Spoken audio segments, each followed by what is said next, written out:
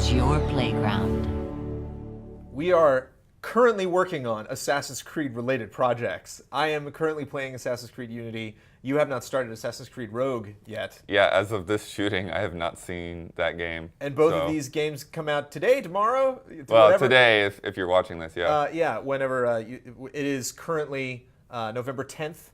Both of these games, both Assassin's games, specifically we're talking about Unity today because that is the game I just played, come out on the 11th. Yeah, got those a little late. Still cracking those. I played as much as I possibly could over the weekend. There's a lot going on in Unity. I don't really know where to start. Do you guys have any burning questions you want to know about Unity? I mean, you guys haven't had any time with the game, so. From what I've seen so far, I'm wondering. I mean, does it still feel really open, or does this whole this new? Well, talk about the new setup for one. Like how they've worked the Animus in is really different this time. The Animus is barely there.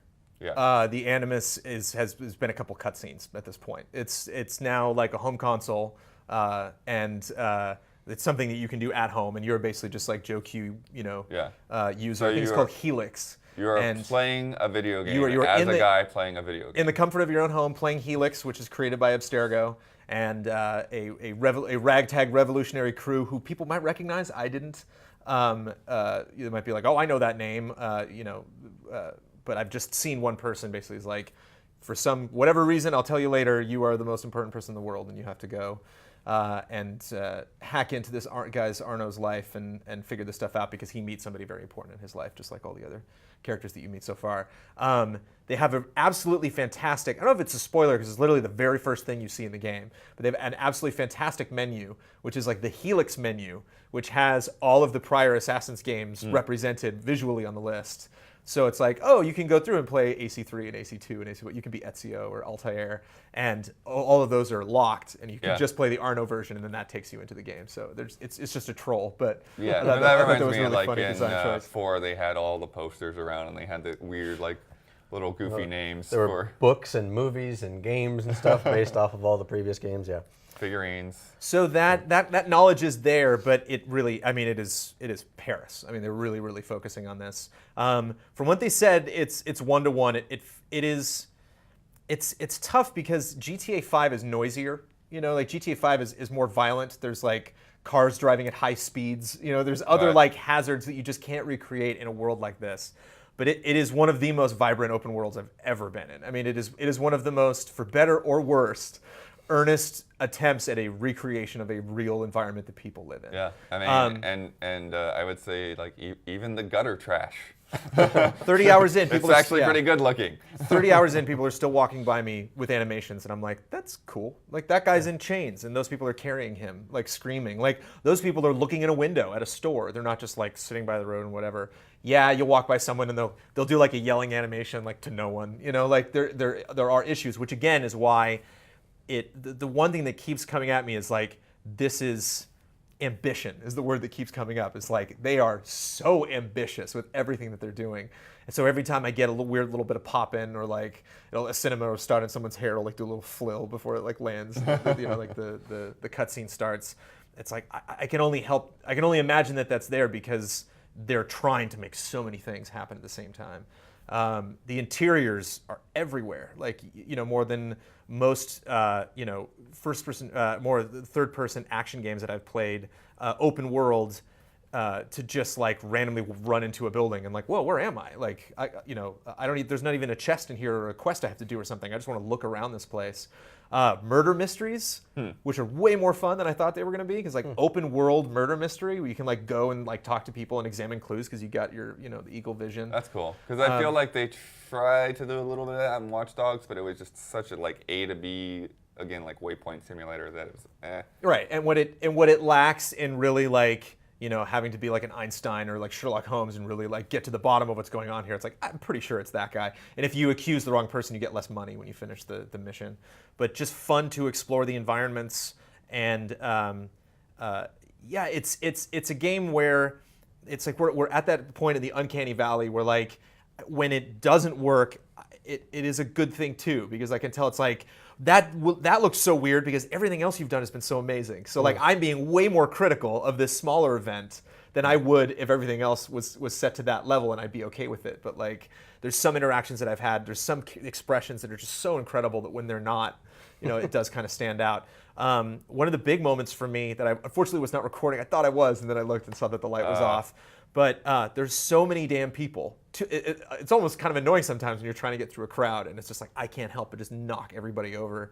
Yeah, there's definitely some pockets of crowds that are just absolute insanity. And when I talked to them at one of the preview events, they said there was, I think it was like 5,000 or 10,000, some crazy number that I guess there's one big event where like all of Paris like converges at one point that I haven't gotten to yet. But I had a random occurrence where I just bumped into some guy and pissed him off, and he pulled out a sword, and some other guards were near him. They all started fighting. And I went to run away and turned the camera to look behind me, and one guy shot at me and hit a random bystander. And the bystander looked not happy about that. Like he didn't die right away, but like the person that was with him like reacted and started freaking out and screaming. And like like sometimes you'll get the sense when I'm in a world where like I can see the world and I can see the motion, kind of like a crowd or sports game where you see everybody doing the wave. It's like I see what you're trying to simulate, but what I'm hearing is like a different thing. Like I don't feel that the voice I just heard is coming from anybody that's in that crowd. And it definitely feels like you're in France. It definitely feels like you're in this world, and it feels so different than other Assassin's games, because I always felt like that I'm doing my own nefarious stuff, and I just happen to be in Venice, or I just happen to be somewhere, and it's really pretty, and oh, this world is nice. But like, the city's messed up. I would not want to live here in this time period. Like, this is a very unhappy time to being alive. Like, you'll be inside, and you'll hear somebody just get brutally murdered outside, and it's like, I probably could have gotten some points if I saved that guy, but sorry, buddy. I was busy. So yeah, just again, I've ranted on for about 5 minutes now, but just alive, very, very vibrant environment. So I have two questions. Bring it. Part one, when we were first introduced to the game, and this is still kind of on my mind because I haven't played it yet, they showed you many of the different random occurring events that could happen on your way from A to B. And immediately the entire internet cried out being like, why would we want that? I just want to be able to play the mission, but you're throwing all this stuff in my face. It's like you don't actually want me to play the game. Do you feel like it's as intense as it was in that first demo? I think what they were just trying to stress was when you first unlock stuff on the map, when you go up to that first tower, and my head spun when I was like, there's no way I'm getting all those things. I can't even see the quest objectives vanished because I zoomed out so far that it's just like icons all over the place.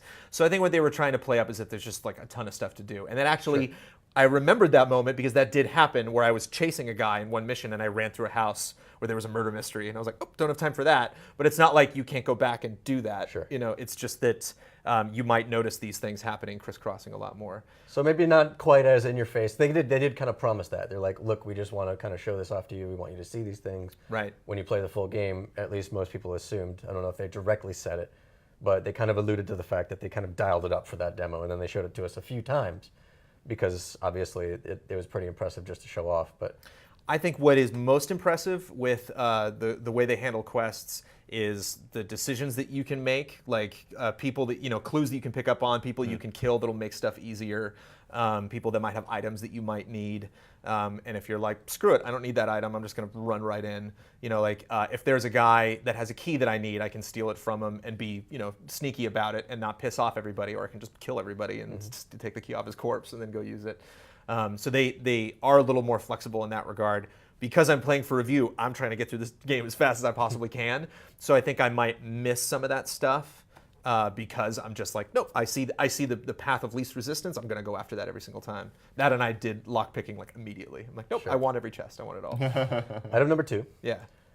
For those who are kind of either fans of or disappointed by kind of the derailment from the future or modern day storyline, especially with Desmond being dead. Spoilers. Right. Happened a long time ago. Do you feel like they've kind of focused on design too much to the point where you're not really all that invested in the grand story of the franchise thus far? Do you feel like they're kind of leaving that to the wayside just in the interest of showing off more game mechanics? Or do you feel like the story is just as invested? I feel, yeah, I kind of hinted on this before, but I feel, again, I haven't finished the game, so like there might be some big eye-opening reveal that I haven't gotten to yet. But everything in present day seems to take more of a back seat than it ever has in any Assassin's Creed game before. And I think that might be, again, it's not Assassin's Creed 5, it's Assassin's Creed Unity. So I think there is some Assassin's game like Rogue is you're clearing up a lot of loose ends Yeah. that they've had with some of the prior games they've just released. So I think like whatever that is that kind of resets your interest in present day. Maybe this ragtag band of people that you can follow, or one character like Desmond that you can sink into. It does not feel like this is the game that's going to do it. It's like that's still there in that world, but every new advancement is all geared towards being an assassin, playing in that world. What tools do you have? Yeah, because I don't get the sense that there's any of this extra, like the ship mechanics obviously aren't in this one. Do you feel like that's for the better, that it's just a more focused game? It is. I'm trying to think of a game. It's like when Solid Snake. It's like Assassin's Creed 1. I got it. Assassin's Creed 1 is MGS 2 for the MSX, and this is Metal Gear Solid for the PlayStation. It's like it's a different game on paper, but it's basically them looking at that original game, that assassin experience. It's like one city, one huge environment. There's viewpoints, but it seemed like in some of the earlier games there were like 50 of them, and it just took forever. And Sure. there's not, they said it's like one of the biggest maps they've ever made. It doesn't feel that way in an intimidating way. It's not like, oh crap, I'm not gonna go over there. Like you really get to know this area. Like it's not like, oh, just another chapel. It's like, no, it's a very specific chapel in Paris. It just feels. Like when you go into the poor district, it is night and day different from the rich district. You go into interiors, like there's no question you're in a different area, and it really feels like they made that assassin experience like the absolute focus. So basically what I'm taking away from this is that the choice to make this a yearly franchise, or 2 in 1 year for this year's sake, they're starting to kind of treat the game more as like an episode, as opposed to this grand epic. Yeah. Like you're not buying this game for like once every 10 years like other games, so it doesn't need to be Right. as huge and like the definitive edition or anything like that. They just want you to have this one experience. It's the first game since 2 that doesn't have a gimmick. Like the gimmick in Brotherhood was you had your friends. The gimmick in Revolution was the story, I guess. And like 3, it was boats. And 4, more expanding on boats. And this, it's just better. It's just everything. Everything is streamlined. The B button. I mean, I know we're like running a little bit long, but oh my God, the revelation that is the B button. Where like if you're running to the edge of a building, you just hold down B and you can just descend. And so having like your brain totally thinking separately of like, I'm either going up or I'm going down, and that saves you so much time. That gives you so Right. much power to control where you're going. My favorite is if there's a wall at head height and you're holding B, he'll just right over it. He'll like do a move or he'll like slide over the top of it because it's clear. It's like you want to get through this wall. Like you're not going to use this as a launch pad to get somewhere else. So all these little details, not to mention co-op, super fun. Doing these modes and having that work anywhere. That it's like Destiny. Your friend can just boop. If you have that set, your friend can just drop in your game at any time. Really clear what our missions are co-op, which ones aren't. If you don't do the co-op stuff, you're not missing out on huge chunks of the story. And if you play the single player a ton and get to know the map, and then you do the co-op stuff, you can do co-op missions way faster because you're like, I know where that is. I've been in this building before. Is co-op I know where the windows are. I know how to get into Notre Dame like 50 different ways now. Right. Is co-op the only multiplayer? Does it have the same traditional weird multiplayer that some people are fans of and others I haven't seen hate? any of that. Yeah, Yeah. I think the focus was on the 2-player, 4-player co-op. That's cool. Which Unity, it's a big deal. That's definitely the poster. You see like I'm playing on Xbox One, and like the image is like the 4 of them. Like that's definitely what they want to play up. And 2-player missions surprisingly way more complex than 4-player. 4-player is mostly there are 4 of you guys, so you have to just manage 4 people walking around a mansion, not to try to piss everybody off. Whereas the 2 players, like, okay, start here, go here, go here, go here. Do this weird objective, follow this guy, now get this item, now kill this guy. Because they think 2 people can focus on that a little bit more rather than just like herding cats with 4. Like those tend to be more like big building, go find a thing. But yeah, and I'm still not through it, which is why we're doing it just played. Otherwise, I would review the damn game and cut it and put it up. But still so much more to get through. So any more questions before we wrap things up? No, I think That'll we're do it. good. All right, back to it. Thanks for the early report. Vive la France! Tonight he is reborn, a novice of the Assassin Brotherhood.